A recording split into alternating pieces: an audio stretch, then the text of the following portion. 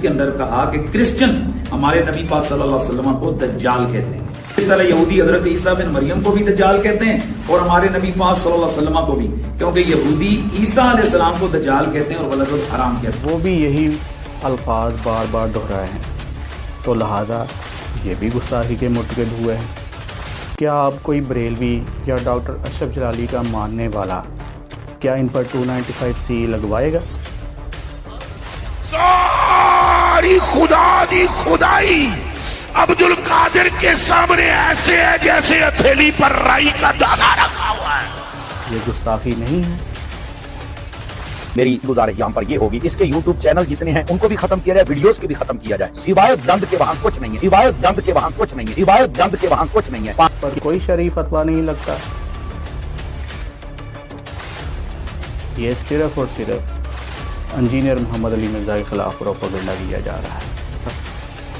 تو نبی کریم صلی اللہ علیہ وسلم نے کہا کہ اسامہ تو نے اس کا دل چیر لیا تھا، کہ وہ حقیقت جسے تم کل اندھیرے میں بھی کہنے سے ڈرتے تھے آج دن کے اجالے میں کہی جا رہی ہے۔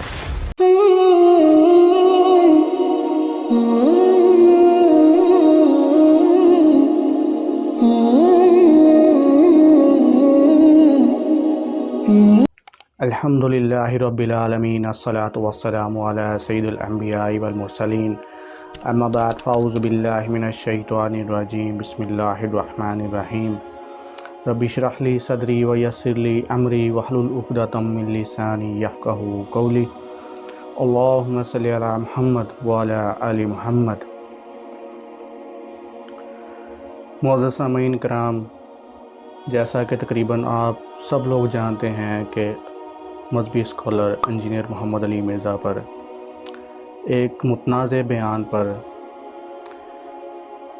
ڈاکٹر اشرف جلالی صاحب کی جانب سے ایک فتویٰ صادر کیا جاتا ہے، جس میں وہ انجینئر محمد علی مرزا کے خلاف 295C ان پر درج کروانے کی وہ فتویٰ صادر کرتے ہیں۔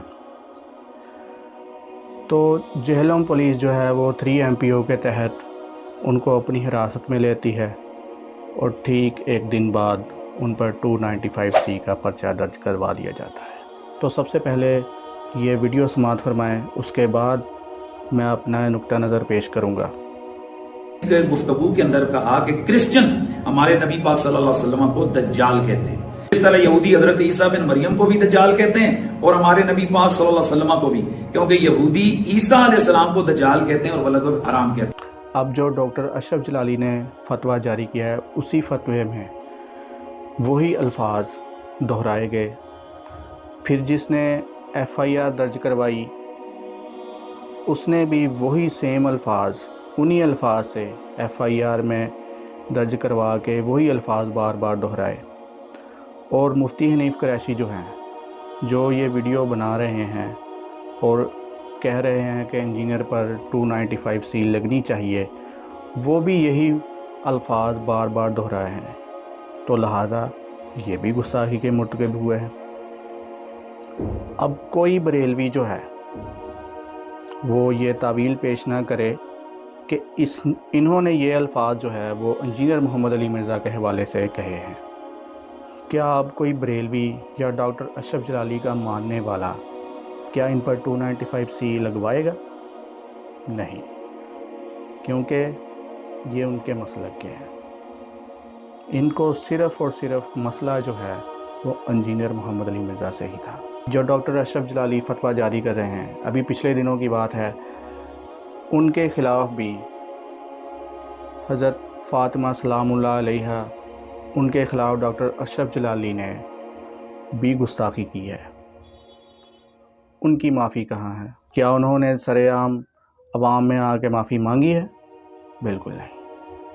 لیکن اصل میں گستاخی ہوتی کیا ہے، وہ آپ جو میں ویڈیو لگاؤں گا اس میں ملاحظہ کیجئے گا۔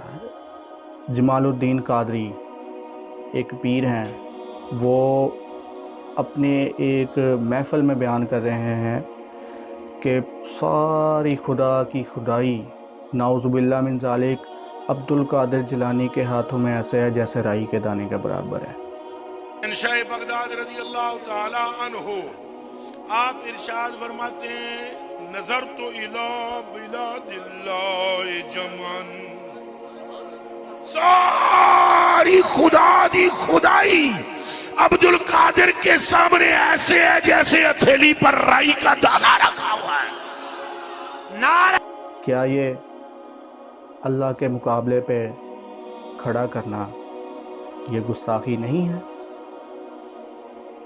اور دوسری جو یہ تقریباً 2-3 دن پہلے کی بات ہے،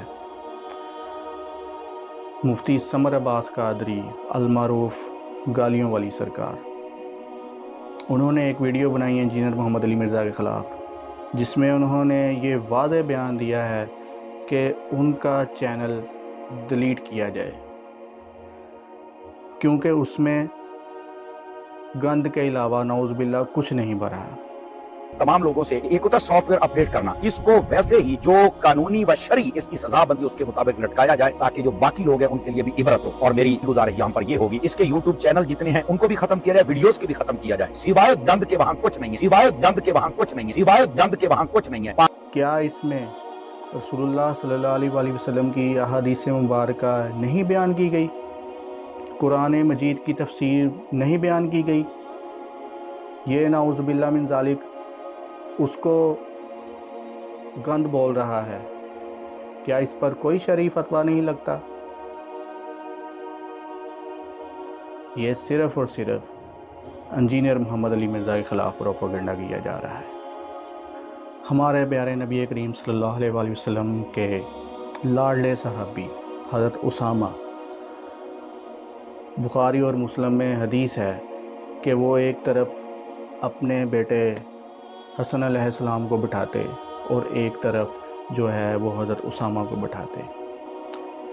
جو فاطمہ نامی ایک عورت کا چوری کا جو کیس آیا نبی کریم صلی اللہ علیہ وآلہ وسلم کے پاس، تو حضرت اسامہ کو آگے سفارش کے لیے پیش کیا گیا۔ اس وقت نبی کریم صلی اللہ علیہ وآلہ وسلم نے کہا تھا کہ اگر میری بیٹی فاطمہ بھی چوری کرتی تو اس کے بھی ہاتھ کاٹے جاتے۔ ایک جنگ میں حضرت اسامہ رضی اللہ تعالیٰ عنہ سے ایک شخص قتل ہو گیا۔ جب وہ حضرت اسامہ رضی اللہ تعالیٰ عنہ کی تلوار کے نیچے آیا تو اس نے کلمہ پڑھ لیا، لیکن حضرت اسامہ رضی اللہ تعالیٰ عنہ نے اسے پھر بھی قتل کر دیا۔ لیکن کچھ دنوں کے بعد ان کے دل میں بات کھٹکی، انہوں نے رسول اللہ صلی اللہ علیہ وآلہ وسلم سے پوچھا، یا رسول اللہ میرے دل میں ایک بات کھٹکتی ہے کہ جنگ کے دوران ایک شخص میری تلوار کے نیچے آ گیا، اس نے فوراً کلمہ پڑھ لیا۔ تو اللہ کے رسول نے کہا کہ تم نے اسے قتل کیوں کیا؟ تو اسامہ نے کہا رضی اللہ تعالیٰ عنہ نے کہ یا رسول اللہ اس نے موت کے ڈر سے کلمہ پڑھ لیا تھا۔ تو نبی کریم صلی اللہ علیہ وسلم نے کہا کہ اسامہ تو نے اس کا دل چیر لیا تھا؟ کیا تو نے اس کا دل چیر لیا تھا کہ اس نے کلمہ جو ہے وہ اوپر سے پڑھا ہے، موت کے ڈر سے پڑھا ہے؟ کل قیامت کے دن جب وہ کلمہ پڑھتا ہوا آئے گا تو کیا بنے گا تیرا؟ اسامہ تو کیا کرے گا؟ اسامہ تو کیا کرے گا؟ یہ رسول اللہ صلی اللہ علیہ وآلہ وسلم کلمات دہراتے رہے۔ حضرت اسامہ نے کہا کہ کاش آج سے پہلے میں مسلمان نہ ہوتا، آج کلمہ پڑھ کے میں مسلمان ہوتا، میرے یہ قتل معاف تو ہو جاتا۔ لیکن یہاں اس پاکستان میں ایک مذہبی اسکالر، ایک عالم دین کی زندگی محفوظ نہیں ہے۔ ایک دوسرے کی مخالفت میں ہم 295C لگوا دیتے ہیں، صرف اور صرف اپنی انا اور ضد کی وجہ سے۔ کیا یہ ہمارے ملک کا انصاف ہے؟